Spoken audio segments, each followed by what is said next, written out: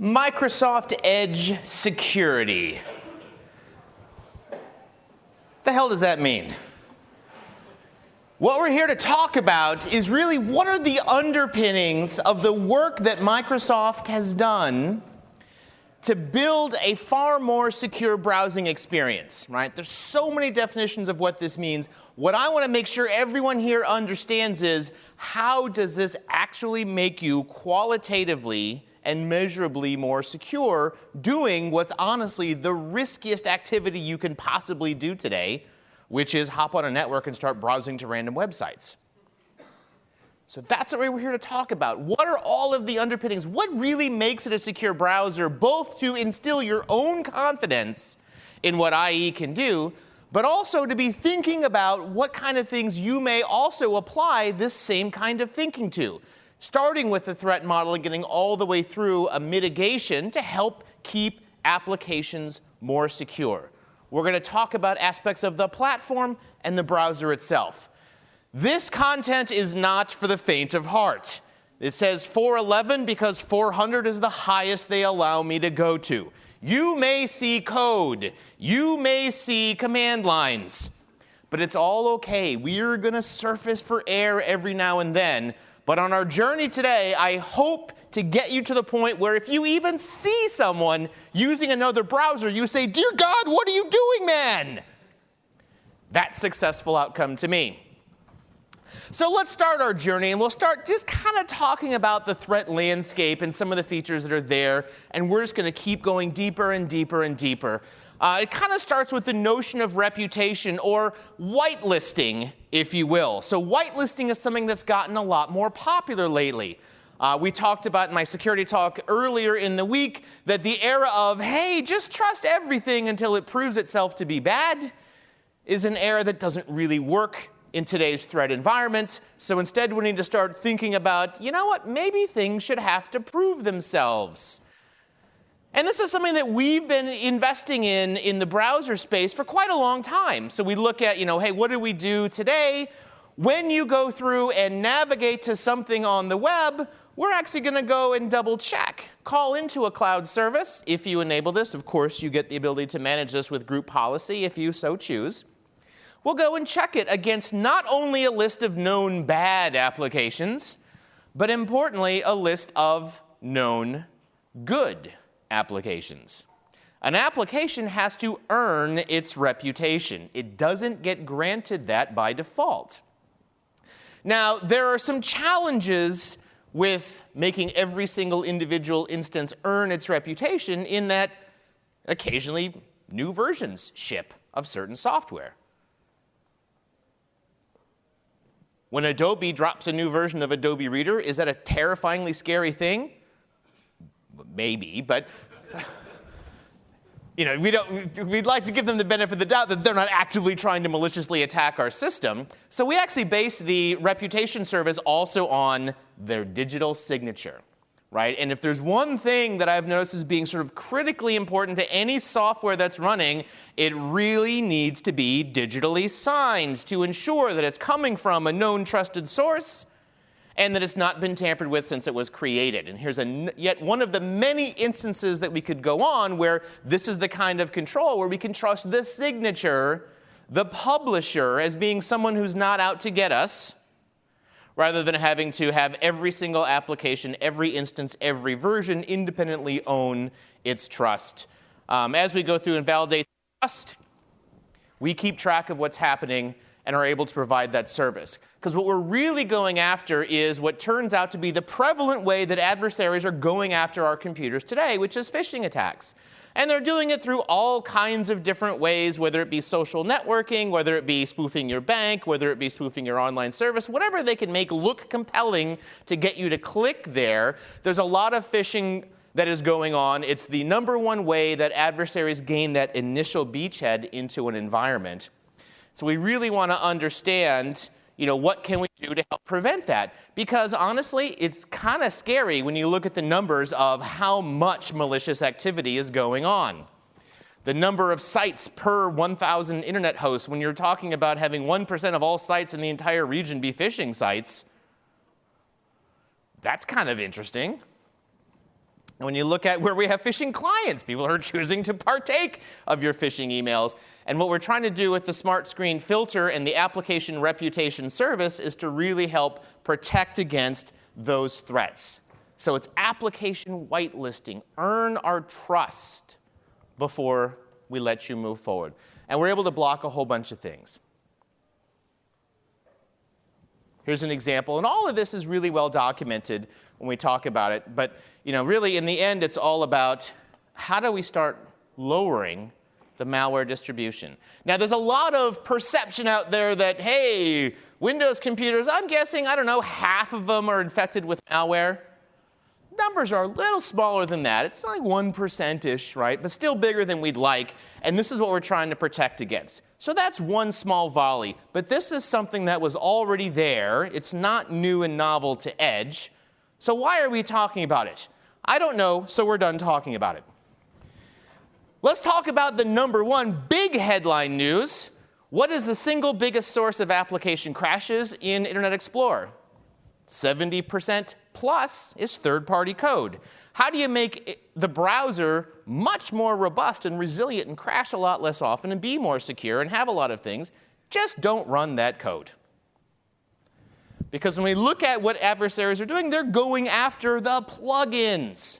Because as the platform itself becomes harder and harder, what do they go after? They go after the soft underbelly. We had a big spike for a while in Java as the number one source. Not because Oracle, formerly Sun, writes uniquely bad code. I guess they might, I don't know. But rather because there's so many application dependencies on legacy versions. So even if they had servicing, people wouldn't update because new versions were how you got your security patches. It would be kind of like saying, yep, I think we're pretty secure. I've got Windows Update run on IE all the way through March of 2007. It's nice and current. I'm sure there's been no exploits written since then. And the bad guys have, they figured that out. And they go after it. So the really big step we had is, we had to change the way that we interacted. So the way we previously allowed you to extend IE was something that was developed a long time ago in a galaxy far, far away when we were really, really concerned about the perf on the machine and making things go really fast. And the legacy extension model for all of Windows was something we call COM. It basically means you get an extra little bit of code that gets to run inside of that process. That means you are indistinguishable from the process itself, right? And that has all kinds of reliability problems. The reason why we have such an issue with code reliability for IE plugins is that the code that crashed never gets the blame. If you've ever watched the browser crash, you're like, hey, Internet Explorer is not responding, we're restarting, blah, blah, blah, and you're saying, damn, Microsoft again, right? Even though it's usually not our code that did that. Why don't they fix that? Well, you know what? If you've got a brother, and every single time you steal the cookies, your brother gets put into timeout, are you going to stop eating the cookies, or are you going to go ahead and keep eating the cookies because someone else always gets the blame for it? It's kind of what happens, right? So we had this challenge of what's going on there. We also have this challenge of, from a security surface area, that code was 100% equivalent to IE's code. There was no way to differentiate it. It had full run of the process. Anything IE could do, the code could do. It's just another thread running inside of the process. All of that's gone now. We no longer have this in-process extensibility. Now, one of the things we are doing is that we figured out, we can't really just have none, and that doesn't really work out so well. So what can we do instead? And we're actively working now on building an extension model because we know there's a lot of demand for it. One particular part of the world, which I find really interesting when you look at market share, the Internet Explorer's market share in South Korea is unbelievably high. You would be absolutely surprised by it until you realize one small fact. South Korea, years and years ago, over a decade ago, decided that in order to encourage e-commerce, they wanted to implement even more assurances than browsers at the time were providing. They provided those assurances by extending the browser via an ActiveX control to provide greater identity services. You cannot shop online in South Korea without using Internet Explorer. Period. Turns out people like shopping online. So we need to solve problems like that. We're working on it. I have nothing to announce today, but just to let you know, just make sure you don't forget, we're actively working on this. And that turns out to be very important. We're going to extend it. In the interim, right, in order to support Edge, I'm starting to see some very sort of interesting design patterns come up. One of them I call the local host design pattern. Rather than installing just an ActiveX control, they'll just install a process host for it, set up a web server, listen on localhost, and just loop back via a web service call. A really phenomenally convoluted architecture, but the only way they can get around it. They've, in essence, hand-rolled their own extensibility mechanism in the absence of one. So people are doing it. In general, what we're saying is, do you really need it? Because a lot of the functionality can actually be implemented today without having to use ActiveX. So that's where we are, and that significantly increases our ability to make security assurances. And because we don't have that third-party code, the other thing we're able to do is run it 64-bit. And running as a 64-bit process gets you some additional security assurances for free because it's part of the platform. We remove all the legacy dependency, and we're able to move in that direction. So we've gotten rid of the browser extensibility, and that helps make us more secure. All right, playtime is over. It's now time to start talking about exactly what we further do to have this enhanced security. And if you're familiar with what we used to do in Internet Explorer, right, we had this concept of building out different trust levels based on integrity levels. Now, I want to explain exactly what integrity levels are. So let's go through and dive in and take a look at integrity levels. So I'm going to use the psexec tool. So psexec is a sysinternals tool. I see a few heads nodding going, yep, I know psexec. That allows me to launch a process and configure it in ways that are potentially abnormal. And in this case, I'm going to use the /L command line switch. And it's going to launch the process with low integrity. And I'm going to launch Notepad. So here's Notepad. And what I want to do is then use the Process Explorer tool to take a look exactly what's going on. I can use the window finder, say, find me this process. And in the integrity column, I can see that this one is running at low integrity. This is a concept we actually introduced way back in Windows Vista. And we can scroll through and see that we've got system, we've got high, we've got medium, and we've got low, and we've got something we'll get to briefly called the app container. It's a way of tiering the level of trust that you have in a particular process. Now, it's a bit of a gross oversimplification, right? There are more than 4 levels. It's a 32-bit number, so technically there are roughly on the order of 4 billion different possible integrity levels. We don't really need 4 billion, so we really primarily use 4. But it lets me striate by level of trust. So now I can have an untrusted application running at low. I can have something running at medium. I can have something running at high or something running at system. App container, incidentally, is also running as low.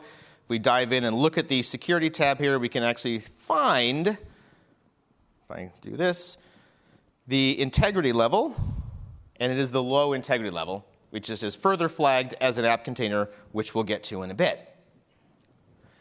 So with these varying levels of trust, what that does is it controls what I'm able to access on the system.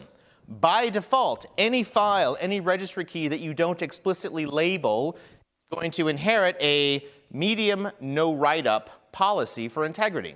So if I'm running at low integrity, I'm not going to be able to write to any of those places on the file system.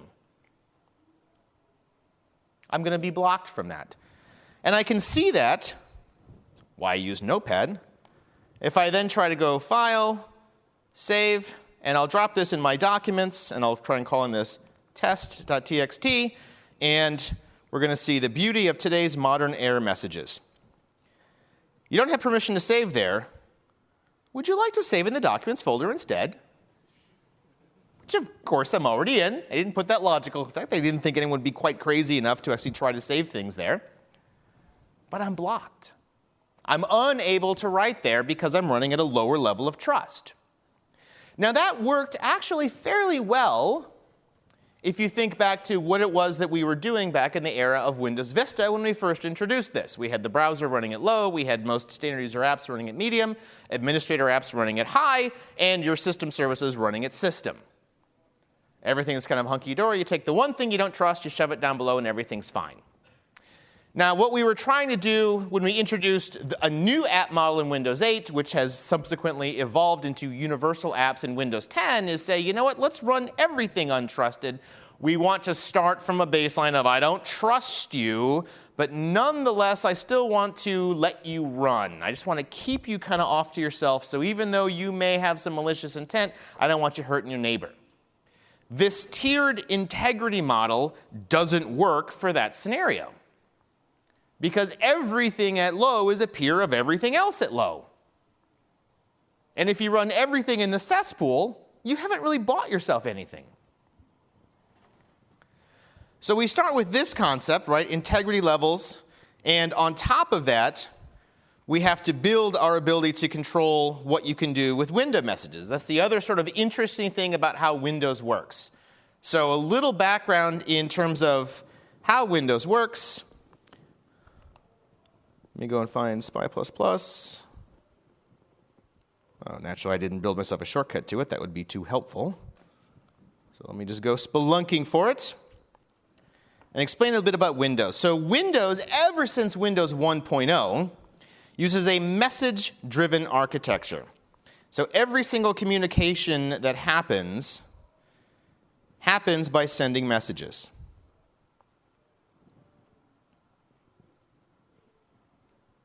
So here is SPY++. This is a developer tool. It's okay. There's not really too many uses that you have for this in real life, so you don't have to know how to use it. But what I'm going to do is I'm going to show you how you can go and pick a window. Find window, drag this over here, and show me all the messages that are coming to it.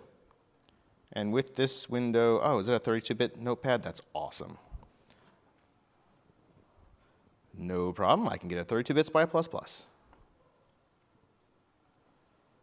And here are all those messages. Well, let's do the same thing. Find a window. I'd like this one, please. Show me all the messages for it. Really?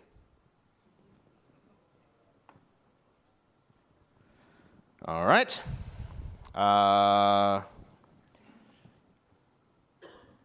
Let's close this guy down then. Oh, maybe it's single instance.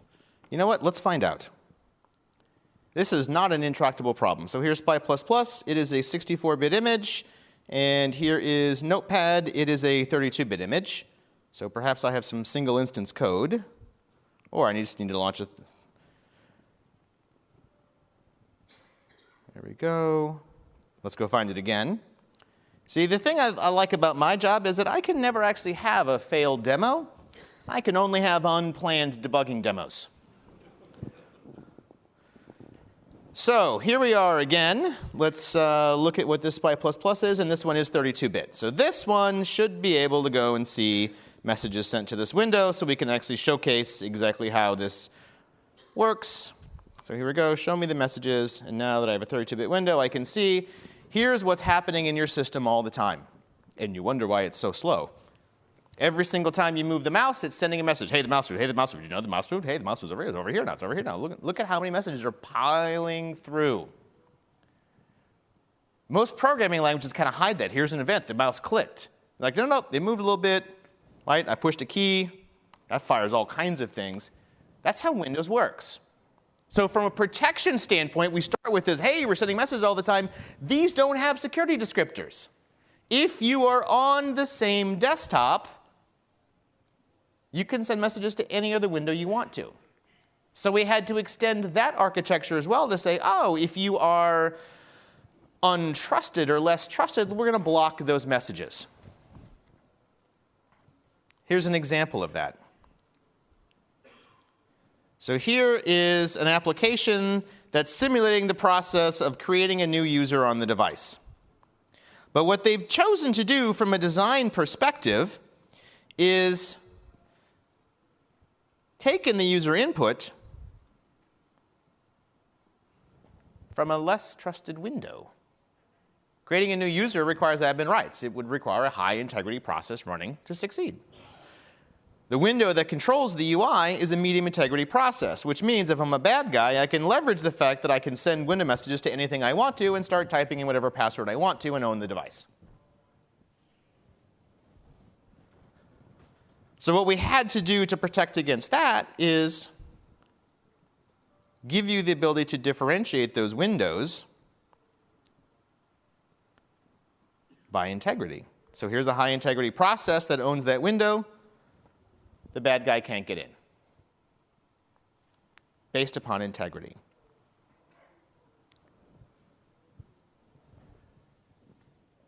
So far, so good. I know I'm piling through this stuff really, really quickly, right? But this is core and fundamental. You really do have to understand this to understand what we're building on top of an app model for universal apps. This has all been in place since Windows Vista. So for both customers that deployed Windows Vista, right, you already had this a long time ago. I keep reusing that joke, and it keeps getting laughs. So, don't encourage me. I'll keep using it. So that's the underlying basis. We call it mandatory integrity control. That's the different levels of integrity. On top of that, we have what we call UIPI, or user interface privilege isolation, but it's this notion of segregating by trust. But now we have this tier, but we have all kinds of apps that are running within this tier. As more and more apps become universal apps, they're all running at low, and low apps can all talk to each other. There's nothing that blocks that. So I do need to think about, well, what would I do to start to build partitions between them? And that's how we devised the process model for Edge. So now we can begin to understand part of it. So the first part, high integrity, something running as admin. There's nothing, because why would you run your browser as admin? Historically, it was because someone wrote a terrible ActiveX installer that required me to, but there's no plugin, so now there's literally no reason to ever run your browser as admin unless you're just nuts, which I suppose could happen. But Medium IL, I do need to have something that allows me to write there. Because if I think about it, we just said, you know what, I can't write to my documents. What happens if I'm browsing the web and I see a nice picture of, say, a goat that I want to save? I wouldn't be able to save that picture because a low integrity process can't write to your My Documents folder. Then what do I do? Right? There are all kinds of use cases that are broken. So at medium integrity, we say we're going to have a broker process, someone that's going to allow you to say, hey, can you save this picture for me? And they would have the permissions to do that. So if I start to then take a look at what the process model looks like. Oh, by the way, when we walked in, we heard the crew. This is, I am the personal web debugger for Nikki Sixx of Motley Crue. Let's take a look at what we have here in terms of Edge. I'm actually going to sort it by process name and see that we have Microsoft Edge, and we also have, hovering around here, I may even have to sort by integrity, sitting at medium with the entirely too many things I have going on, the runtime broker. So the runtime broker is not unique to Microsoft Edge. In fact, let's zoom in on that. Oops, not hit start, zoom. It's not unique to Microsoft Edge. It is something that is shared by all universal apps. This is a broker process that runs at medium integrity that's going to be able to do things like save things to your My Documents directory. That's your medium integrity process. That's the broker that allows you to go through and do typical, normal web browsing tasks. But the majority of your time you're going to spend sitting inside of what we call an app container. And an app container you can really think of as being identity for an application. So in the past, you just had an app that could be named anything, and there was no way for you to be sure that it was the same app, that it was unmodified, that it came from a particular person. And one of the beautiful things about being able to reboot an app model is you can kind of make up for some of the sins of your past. Applications historically had no identity, and now they do. So now I can go in and look at Edge. I am not on the screen. That's going to be pretty boring. And see that in my security token, I'm going to have a very special SID called the app container SID. And this app container SID is huge, but it's always going to start with this prefix.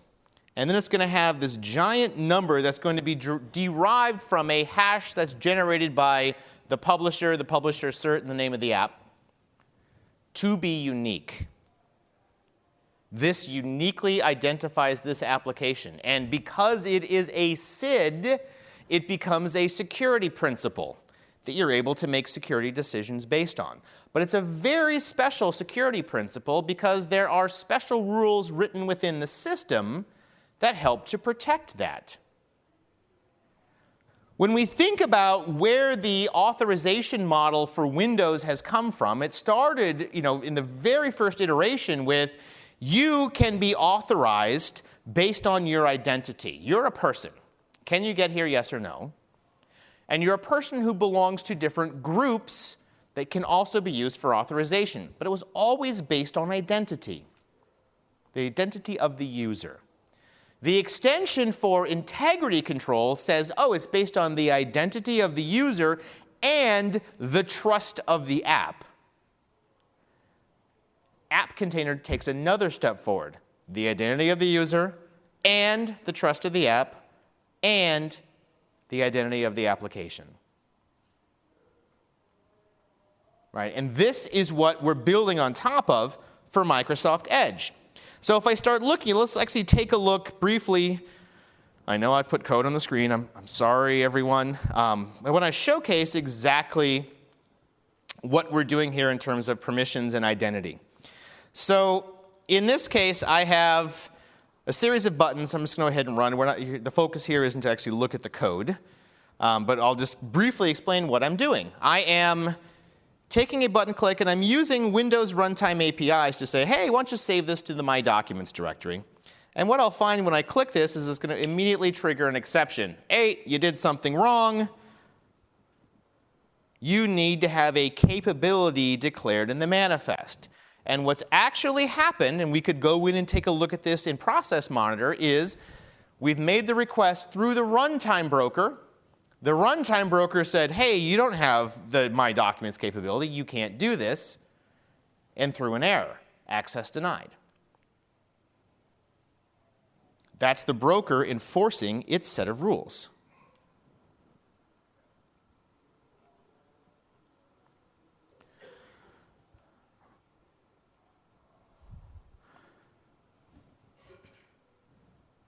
But let's say I chose not to go through the broker and just go ahead and write it directly. And what I'll kind of briefly do, I'm going to kind of go through the steps that it would take to be able to do this so you can see the lines of defense that are taking place. All I'm trying to do is write a document to C users cjax, which is my username, document sample2.dat. So let's relaunch the application and see exactly what protections are going to come into place. So it's going to say not created error 5. And if you've not done troubleshooting on Windows very much, error 5, if it ends in a 5 or 0x80000005, that usually means access denied. 5 is the universal sign, typically, of you can't write there. So, all right, I can't write sample2.dat. Let me go through and figure out C users cjax, and I'm just trying to write it to, where am I trying to write it to? Documents, and I'm trying to write sample2.dat somewhere in here, and there's nothing in here. So let's go ahead and make a dat file. New text document, and we'll call it sample2.dat, right? Sure you want to change it? Yes, I am sure I want to change it, and here's sample2.dat. So here's the permission. I now have a file. It exists, but even though it exists, I'm still unable to write there. So then you start thinking, oh, wait, this thing's running at low integrity. Default is medium. Let's change the integrity level. Let's go to the documents directory. Make sure I have Chumble in my path, and I do.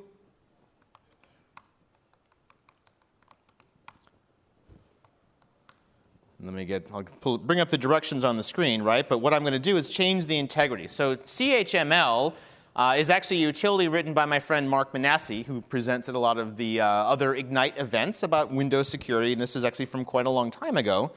I'm just going to mark this as a low integrity file. Integrity low sample2.dat.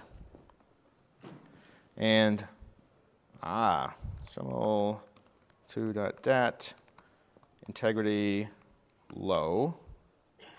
And now I have changed it. I've successfully changed its integrity level. So now it is a low integrity file. Because remember, right, we got these partitions as disallowed by default, but now I should be allowed to. In fact, if I were in Notepad,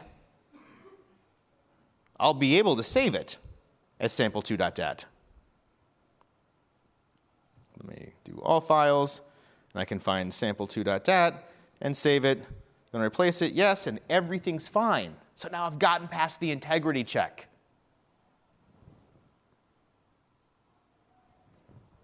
But I still fail. And I still fail because I'm in an app container.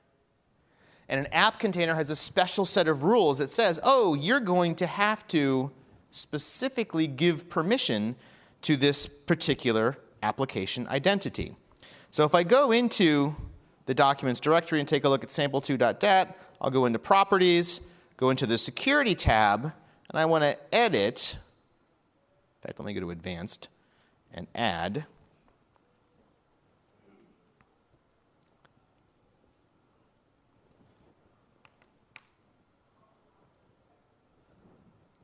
I'm going to cheat, and rather than adding the 1 and having to do a big copy and paste of a SID, I'm going to simply add all application packages. So you have two choices. You can add the identity of the one you want, or you can add all of them.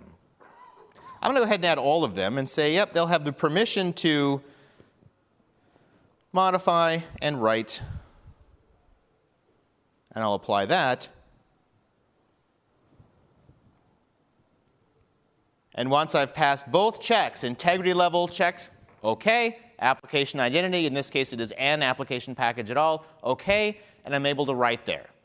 These are the partitions that separate the app. So now I have new rules being enforced by every access check saying I can write here or I can't write here based on the identity of my application package. So if I look at what's going on with Edge, I'm using all those same concepts. So here's Microsoft Edge. It has an identity. Let me bring this back over. It is in an app container. Here's its app container number. Because it's in an app container, it's not going to be able to write to any place without going through a broker. It's not going to be able to get into other applications running on the same system. Now I've enforced a sandbox. The other thing that it does is it also has child processes. So this is something that we actually added for 8.1 that, as far as I know, no one else has ever used. The concept of a child app container. So CP is the process in which you render the contents of a tab. So when you look at what you see in the window, so here's the window itself, right? What does the work of rendering the page is a different process than what gives you the address bar and the tabs and the close button and the Cortana and everything else. Two distinct processes where you have an app container that is a child of the other app container. So here's the app container. It is especially long because it has been tied as a child app container to the parent, which is the host process. So a huge part of how we implement security in Edge is by running it inside of an app container and gaining all of the exact same benefits of application isolation that we would have gotten for universal apps. It makes it more secure, and it's all provided by the system. So far, so good? I know we're going deep here in a lot of cases, but this really is the reason behind it. We have a few capabilities, right? Obviously, a web browser is not so useful without the ability to connect to the internet. That's another advantage of being a new universal app, is that we can declare, I need this, and decline to use anything else. What capabilities are flags, they're in the SID, that are read by the broker process. Anytime you're trying to break out of what you're allowed to do, it checks to see whether you have that capability SID to determine whether or not it's going to allow you to do that. Rather than the old default assumption of you can just do anything you want to on the system, which is how we started.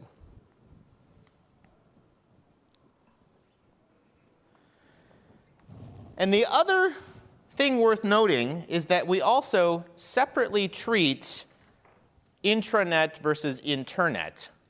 So we can also further isolate what's happening internally versus externally.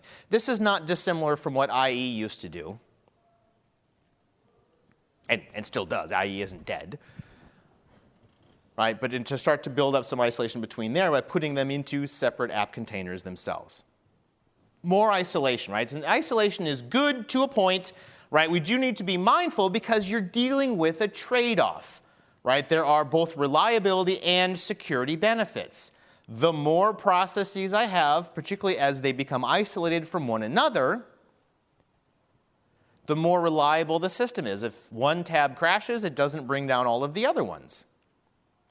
But the more processes I have, the more overhead I have to maintain to have more processes.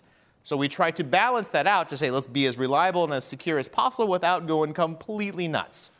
But the overall architecture has changed substantially in order to be able to support even higher levels of security assurance.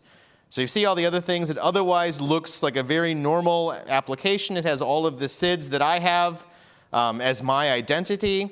It has the standard set of privileges that I would get for those of you who are unfamiliar with privileges. Privileges are just a way of saying we know these are things that violate the boundary, but we're going to give them to you anyway. So the boundary, I guess I should define that specifically.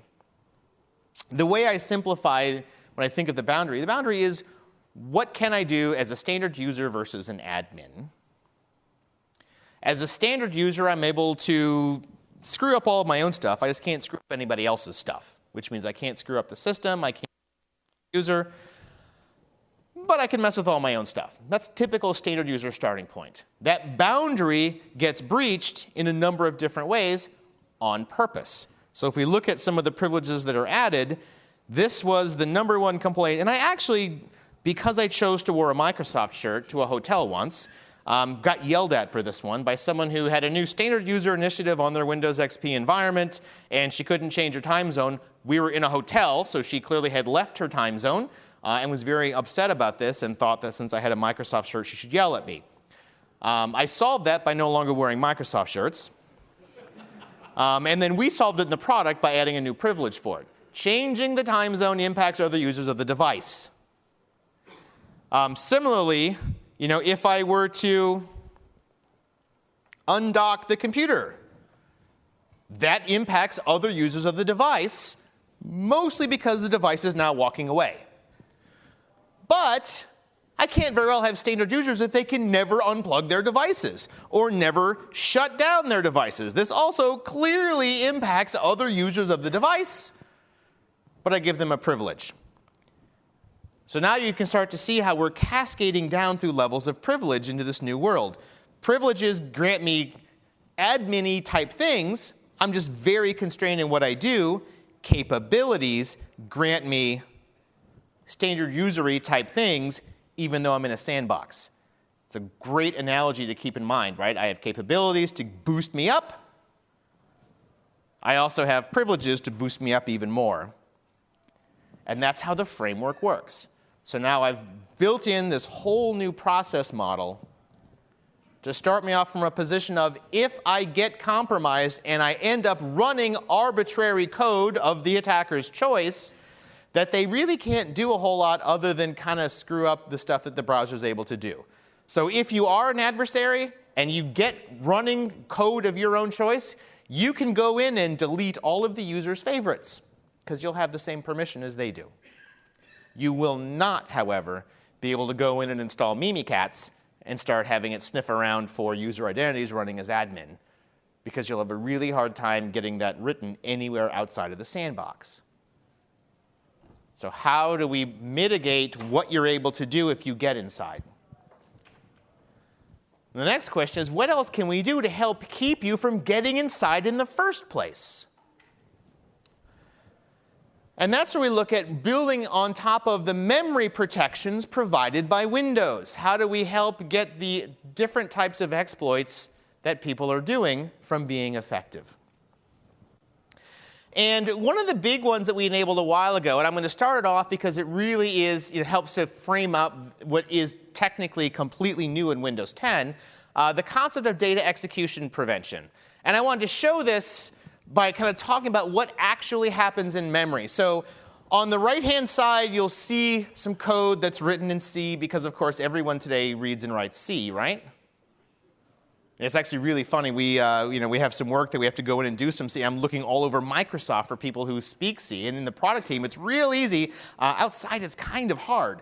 But bear with me. I'll walk you through this, right? So the way that we work, right, in terms of Windows and how we get code running is, hey, when we go into a function, we're going to start off with, hey, here's the function. Here's any arguments that you push. Here's where we're going to return to. Here's the pointer. And we allocate some memory for the variables that are in the function. So then we start giving it some input. We're going to say, oh, here's the input we have. Run this program. And I'm going to give it this really, really, really long string with an address. And let's say we didn't check the length of that string before we started copying it. So as we kind of start going forward, we start copying those A's. So we fill up the size of the buffer that we have. This is the classic buffer overflow attack. We've run out of room, but we didn't check it in our code, so we keep going. 65, by the way, is the ASCII code for a capital A. So we just keep writing 65s, run right through the J variable, keep on going right through the base pointer where we stored that off with more 65s, and get to the point where we start writing the return address, and we're able to write exactly where we want that code to go. And now, if I planted that malicious code in there, I'm owned. So how do we prevent you from doing that? How do we prevent buffer overflows? Well, we get everyone to stop writing native code and use a managed framework using safe APIs. There are some things you can do from a development standards perspective. But the other thing that we try to do is to limit the amount of code that will actually run. If the code is sitting on the stack, it probably was not meant to be run. And yet we historically would have run everything.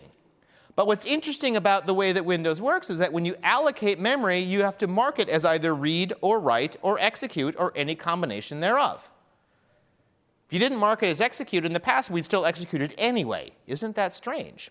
What data execution prevention does is it says, you know what? You're going to have actually have marked it as executable and stated, I deliberately want you to run because you're code and not data, or we won't run it. And there will actually be a hardware interrupt that will jump in the way and say, oh, hold on, this is not executable, don't run this code, and it'll crash your process. Now, the inconvenient thing is, now you've had your process crashed. That may not have been on your target list, but the convenient thing is, now you haven't been owned. You've stopped you from running arbitrary code, whether it was on purpose or not. Now, there were some initial fumbles because a lot of early managed code frameworks would dynamically generate code, and the dynamically generated code would oftentimes not be put into memory that was marked as executable. So they had to update it. One great example was Microsoft's own ATL. Lots of early versions of Java did similar things. They were all not DEP compatible. We've gotten past that. So that's the initial concept. How do we stop you from running code that was not intended to be run? Well, something that we did starting in Windows 10 builds upon this concept. We call it Control Flow Guard.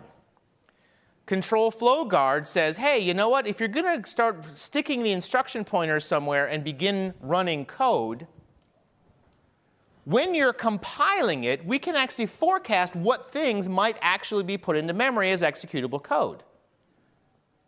And then we can build out a bitmap. These are valid addresses, these are not. And with that bitmap, then we can start doing some really interesting things like saying, oh, I can have an O of 1. And for non-computer science people, that means it is a constant time function to do a comparison. Is it OK to run you, yes or no? Let's take a look at what this looks like. Kind of help make that real a little bit.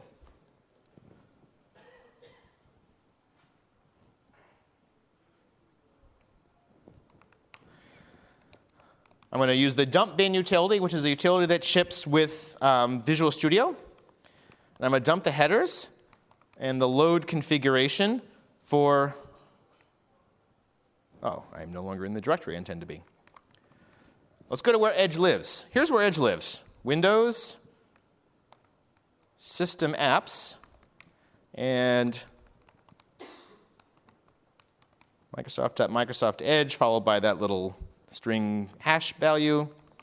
And inside of here, I find Microsoft Edge.exe. That's safely tucked away. And now I can do a dump bin headers, load config, Microsoft Edge.exe. And it's going to start pouring out, and I'm actually going to stop it before it goes too long, and let's wind up and see exactly what we've done. So how you can tell that you have control flow guard enabled is by popping up this dump bin utility, and you can actually see this flag called guard. And let me actually, before I sort of drill too deeply in there, let me actually try and visualize for you exactly what it is I'm looking at. Because this is something that's not familiar to a whole lot of people. It's the way that Windows executables are packaged up. It's a file format that's called the Windows Portable Executable File Format, or Windows PE, which of course no one would ever possibly confuse with the very dissimilarly named Windows PE operating system.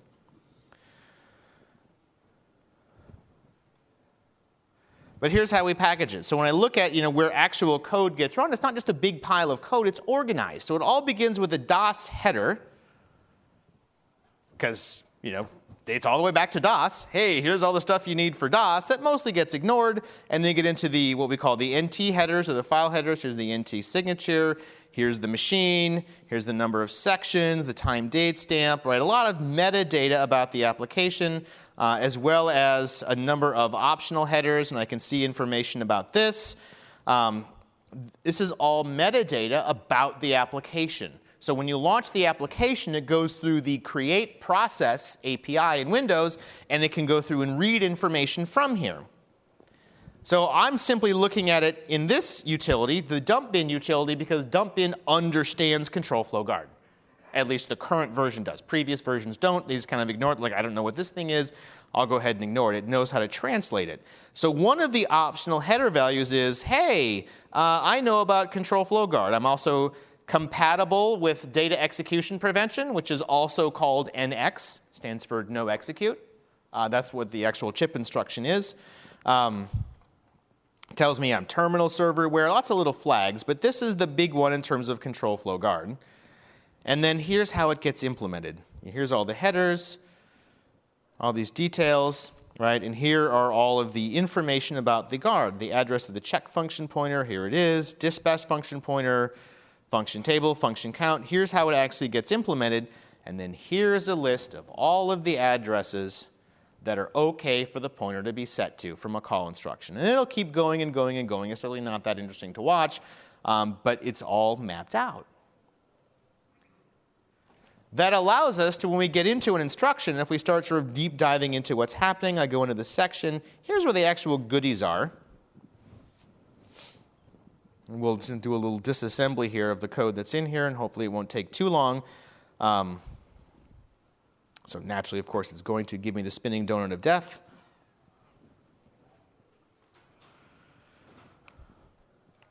So we'll just launch it again.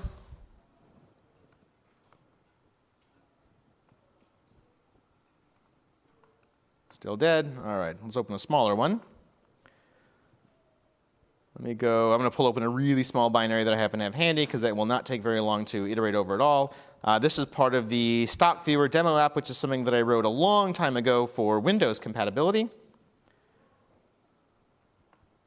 It, of course, is also going to take a really crazy long time. That's awesome. And go into the sections, go into the text, quickly reverse the text. That one shouldn't take very long at all. So naturally it is. That's super duper awesome. Oh, I said that one popped up. All right, so here we go. All this for a tiny bit of assembly language. That's an awful lot of work.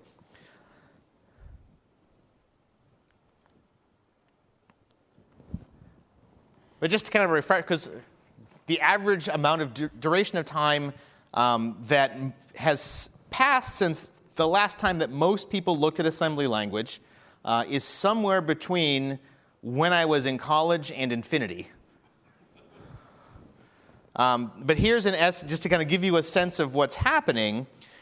It's all about when we're moving between addresses. In the end, we're always generating assembly language.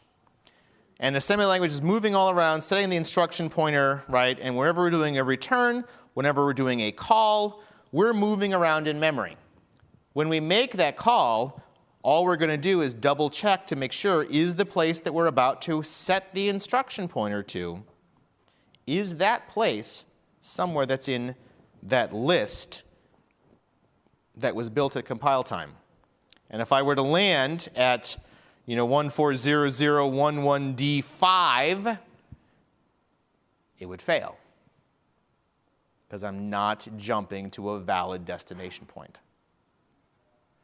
So that reduces the target that the adversary has to an even smaller subset. If I want to run arbitrary code, it used to be I have to get code into memory at all, not a high bar.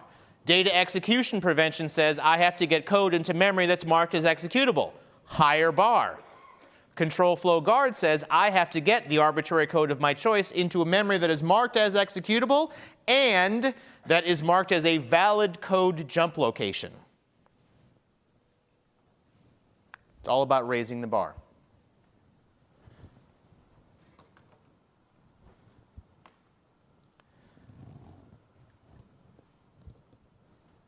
Oh, well, actually it was already on the one that I wanted.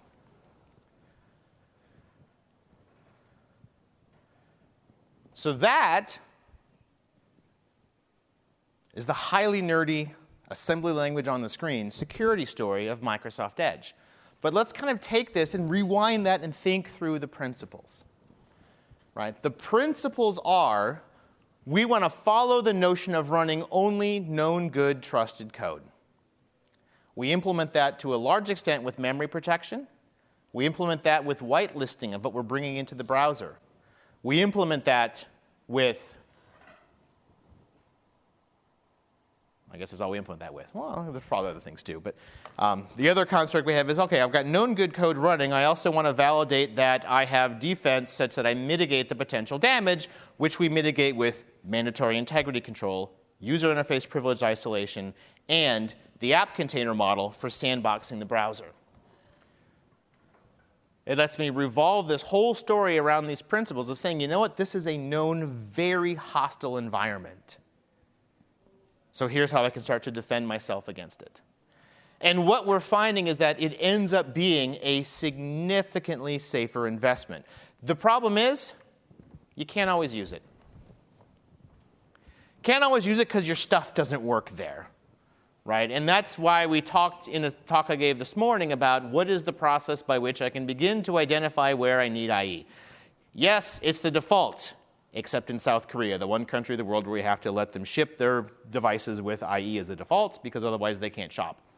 But everywhere else in the world, it's the default. But every time you need IE, you can bounce back to it. So when I think about how to build up this overall end-to-end strategy, right, if I want to get to the platform, right? Step one, when you think about, well, how am I going to get there, is you've got to have people who want it. No one's going to say, I'm going to put a whole bunch of money and effort behind getting to Edge, even though I really don't care for it that much. That's one of the things we learned time and time again. And we think about what the story was, and I know I made fun of it earlier, right? But what happened with Windows Vista? Was it really so terrible that no one should have gone to it? Maybe. But nonetheless, the problem was no one wanted it. There was no nugget in it for them. Once you put a nugget in it for people, like, oh, I want that. You had all these teams saying, I kind of don't want it already, but I'm being forced to by my management. What are they going to do? They're going to sabotage it. If I'm going to put in effort to get to Edge, there's got to be some reason why I want to get there. That's why I chose security. From a security perspective, there's nothing else that comes close. There are other browser platforms that bring something. So if I look at what we do with IE, you can get many of the features that come there. You get data execution prevention. You get the reputation service. You can even, and I'll show you where to turn it on, you can even get app containers. If you enable this option, enabling enhanced protected mode will give you an app container in IE. It will also break just about every ActiveX control we've ever seen. We actually initially shipped this on by default in Windows 8 and IE 10, and we subsequently released a Windows update that turned it back off. Mostly because, if you went to pretty much any website on Microsoft.com, you got these warnings, hey, there's Silverlight here and it doesn't work. Not a real great experience. So typically we say, yes, you can get it, but then all of your stuff doesn't work, right? And having that the ability to, hey, here's where your stuff works when you need it, and then here's where you can be in your real high secure environment, turns out to be important. So you can get it there.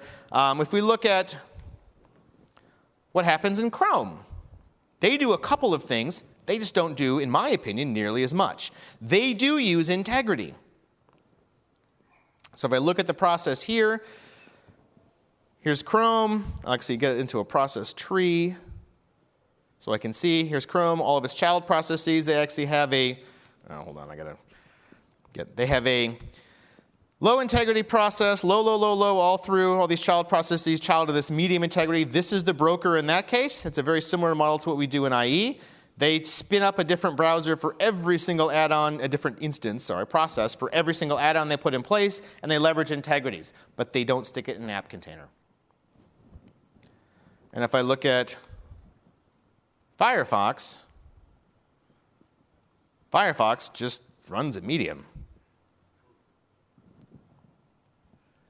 So it's moving that way, but when I think about where is the thing that I would want to be using when I'm doing things that matter, when I'm on a device where security is super important to me, that's where I go to Edge, because that's really what we've been fundamentally all about, building the world's most secure platform while still being able to provide, whoops, I'm going to some kind of crazy thing here, while still being able to provide backwards compatibility, to really end up with that best of both worlds story, an amazing secure platform, and yet a place where I can still be productive and get my work done with the crappy old apps my employer has. So with that, thank you very much for attending. I hope this was useful.